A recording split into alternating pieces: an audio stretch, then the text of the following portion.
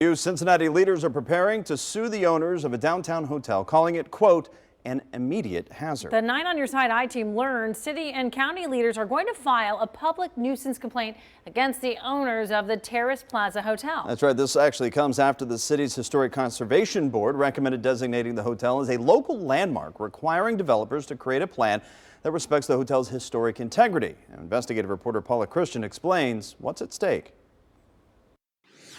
Replaced by 30 panels, I think.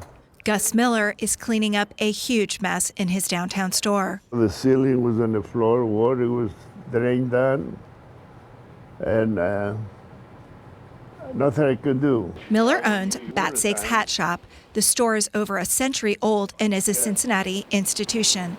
He's made custom hats for presidents and celebrities. The carpeting was wet. That burst pipe waterlogged about 150 hats, and with it washed away profits. I looked that case there, the water was dripping all over. Water also ruined some of his famous autographed baseballs. The signatures, all them gone. Best wishes, Gus. 1972 playoffs, Cincinnati and Pittsburgh. Miller blames the damages on the owners of the building, where he rents his street-level shop. The clothing store next door is also damaged. A New York real estate firm, JNY Capital, bought the High Rose Hotel on West 6th Street last year. Instead of making improvements, Mayor John Cranley says the new owners made it worse. Right now, it's just a public safety hazard. We're actively preparing a lawsuit against Terrace Plaza. City records show the hotel owes the city more than $58,000 in code violation fines and fees. Loose plaster, a leaking roof, and an inoperable fire alarm are in, quote, urgent need of repair, a city solicitor warned in a recent letter to owners. The I-Team obtained this photo from the city showing in 2018 a plaster wall from the hotel fell onto a passing car.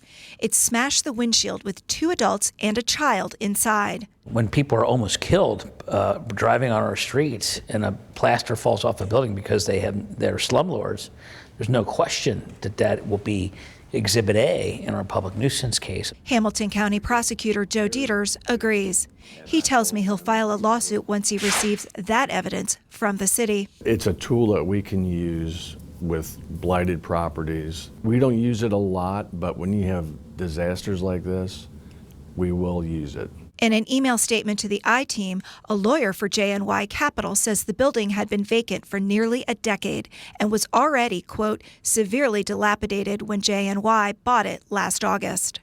Since then, the lawyer says the investment firm has met with the city and spent significant dollars to fix critical safety issues. All I gotta do is spend money and fix the place. But Gus Miller isn't hopeful that things will get better. He says his store hasn't had running water in 3 weeks.